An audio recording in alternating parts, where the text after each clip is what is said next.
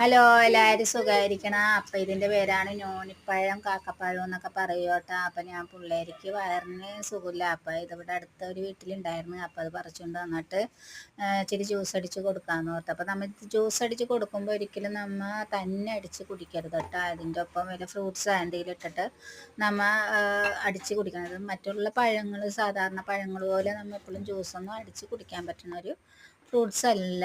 ഒരുപാട് ഗുണങ്ങളുള്ള ഫ്രൂട്ട്സാണ്. അപ്പോൾ നമ്മൾ ഗുണങ്ങളുണ്ടെന്നും പറഞ്ഞ് ഇത് എപ്പോഴും അടിച്ച് കുടിക്കരുതും.